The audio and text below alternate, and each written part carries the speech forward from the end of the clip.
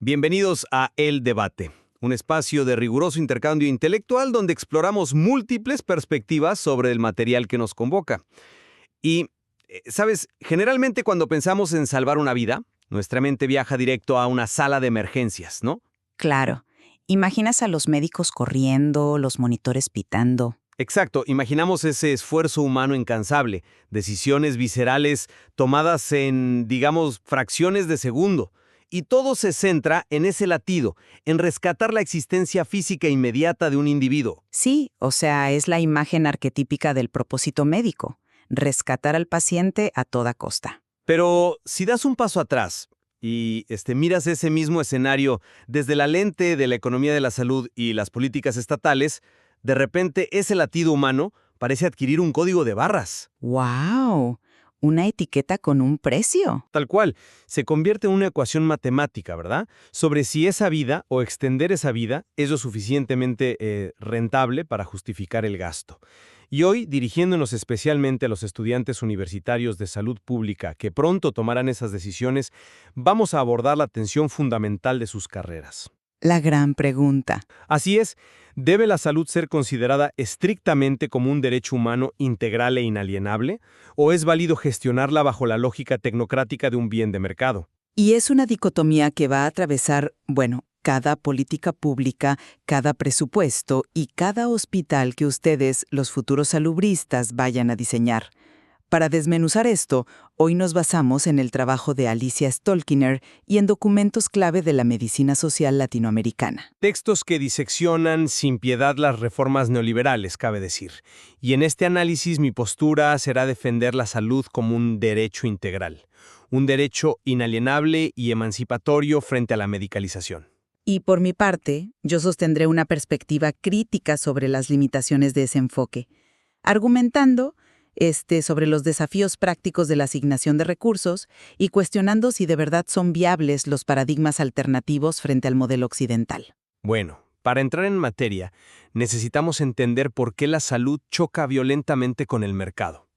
El material de Stolkiner rescata un concepto de Marx que es vital aquí, el fetichismo de la mercancía. Un concepto fuerte. Lo es.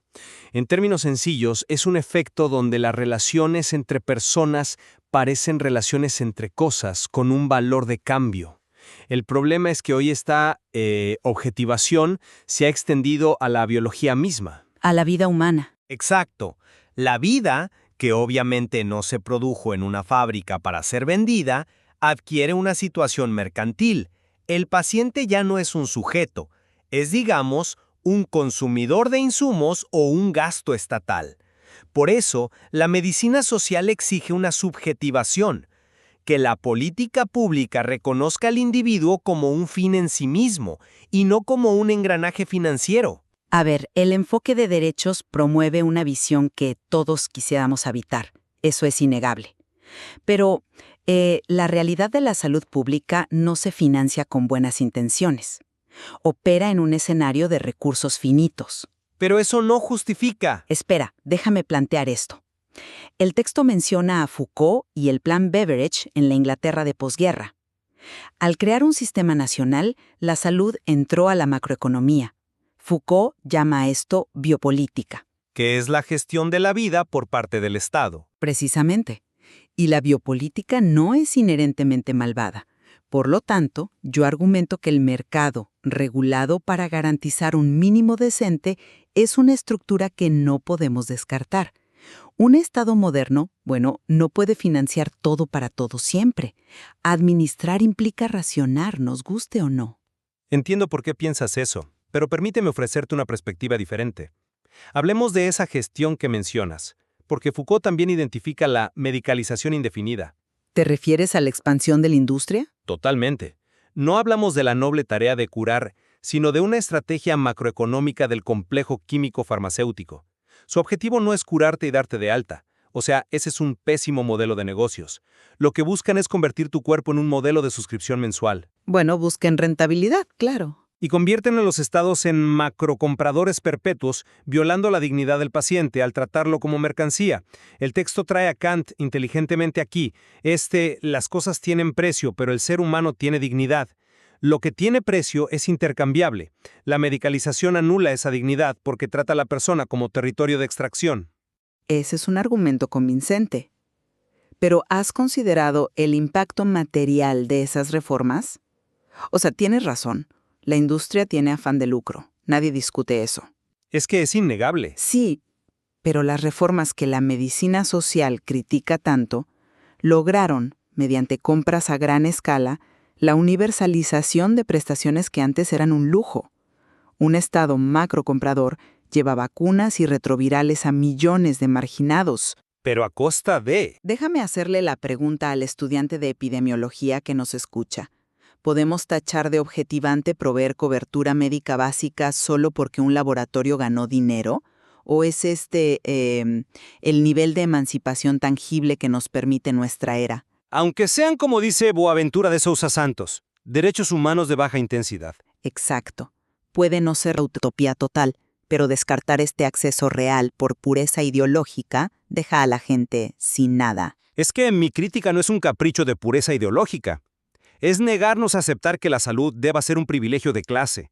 Cuando el Estado se conforma con dar un mínimo decente, legitima que la atención de calidad quede en el mercado privado. Pero el mercado da opciones. Opciones. Bajemos eso a la realidad.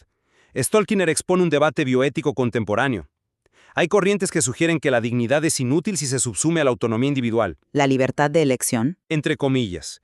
Imagina una persona que decide libremente vender un riñón para salir de la indigencia extrema.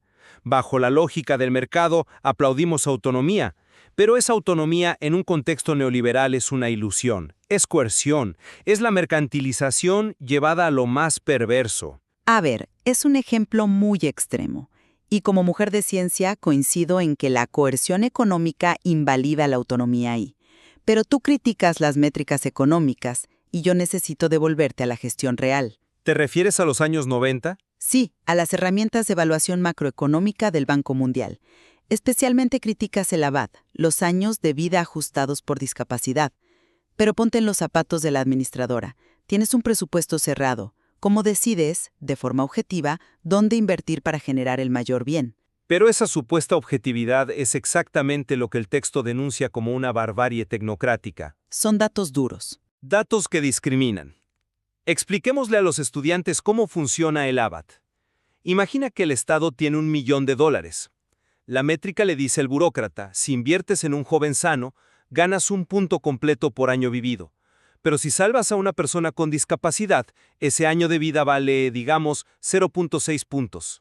Matemáticamente, sí refleja una carga de enfermedad. Devalúa la existencia de las personas. Esto se usó para negar terapias intensivas neonatales o quimioterapias bajo el argumento de que no eran rentables. Stalkiner hace una comparación escalofriante. Esta negación técnica resuena con la lógica nazi de las vidas que no merecen ser vividas. Es una hoja de cálculo decidiendo quién existe. Por eso exigimos integralidad de derechos. Admito sin reservas que el uso cruel del ABAT en los 90 es de los rostros más oscuros del neoliberalismo extremo. Ilustra cómo el cálculo frío choca con los derechos. Es indefendible. Pero, y esto va para los estudiantes. Cuando seas director de un hospital y tengas 3 camas de UCI y 10 pacientes, vas a tener que usar un criterio. Si rechazas cualquier priorización porque la ves objetivante, te vuelves un administrador paralizado. Y esa parálisis también cuesta vidas. Esa parálisis solo existe si creemos que el modelo médico occidental es el único camino. Y aquí es donde el material ofrece una solución emancipatoria, el paradigma del buen vivir, o summa causai. Lo de las constituciones andinas. Exacto, Bolivia, Ecuador. Para los estudiantes esto significa dinamitar la idea de la salud como reparar un cuerpo máquina para devolverlo al mercado. El buen vivir prioriza la armonía y la solidaridad e incorpora la naturaleza como sujeto de derechos. O sea, un enfoque más holístico. Mucho más. Supera la medicalización porque es una hipocresía tratar el asma de un niño con inhaladores caros mientras dejas que una empresa contamine su barrio. Previene desde la raíz. Vengo a esto desde otro ángulo. El summa causai es un marco bellísimo. Cuestiona nuestro antropocentrismo de manera genial. Pero de nuevo, te planteo el reto operativo. A ver, Boaventura de Sousa Santos advierte sobre el relativismo procedimental en diálogos transculturales. Si te nombran ministro de Salud, ¿es operativamente posible sustituir la macroeconomía occidental y la evidencia de costo-efectividad por un marco multicultural en un quirófano en Buenos Aires? Es que no se trata de... El riesgo es que por romantizar lo local, desmantelemos la infraestructura científica globalizada que con todos sus defectos ha duplicado la esperanza de vida. Nadie está proponiendo quemar los tomógrafos. El desafío no es salir de la ciencia, sino despojarla de su núcleo mercantil. Es actuar dentro y en contra de la hegemonía. ¿Y cómo haces eso operativamente? Invirtiendo masivamente en determinantes sociales en lugar de megahospitales para casos graves. Mira el Sistema Único de Salud de Brasil, el SUS. Nace de la medicina social, desafía patentes globales para tratamientos de VIH e integra la participación popular. Usa ciencia occidental, sí, pero subordinada a los derechos humanos, no al mercado. El SUS es un hito, sin duda, pero ilustra mi punto, ¿no? Sigue dependiendo de la eficacia médica occidental. Requiere métricas procedimentales y cálculos. Estamos tratando de enhebrar una aguja muy fina entre el respeto al sujeto y la necesidad de estandarización masiva. Y ese es el nudo crítico. O sea, para recapitular mi posición, la diferencia entre mercantilización y derecho se resume en la subjetivación. Mientras el sistema trate a la persona como mercancía pasiva, no hay derecho. Lo vimos en su forma más brutal durante el terror de Estado y en su versión de cuello blanco con el Abad.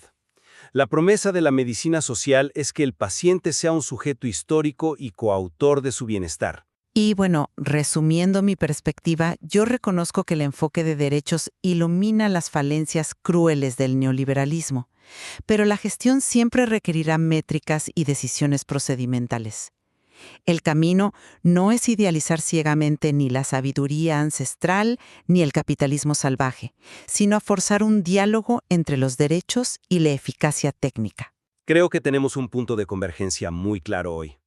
Ambos repudiamos el terror de Estado y la aplicación extrema de la mercantilización que anula al individuo, ¿cierto? Totalmente de acuerdo, pero mantenemos un desacuerdo sustancial sobre los mecanismos. Yo veo que las métricas tecnocráticas pueden coexistir con los derechos si se regulan, mientras que la medicina social pura siempre sospechará del Estado. Es un debate profundo, y por eso reflexionar sobre textos como los de Stalkiner tiene un valor enorme. Invitamos a la audiencia a explorar las múltiples capas teóricas del material original. Sí, no hay respuestas absolutistas aquí. El reto es integrar esta tensión intelectual en la práctica. Así que, la próxima vez que imaginen esa sala de emergencias, pregúntense, ¿detrás de la tecnología y los presupuestos, estamos viendo a un sujeto pleno? ¿O simplemente nos acostumbramos a buscar el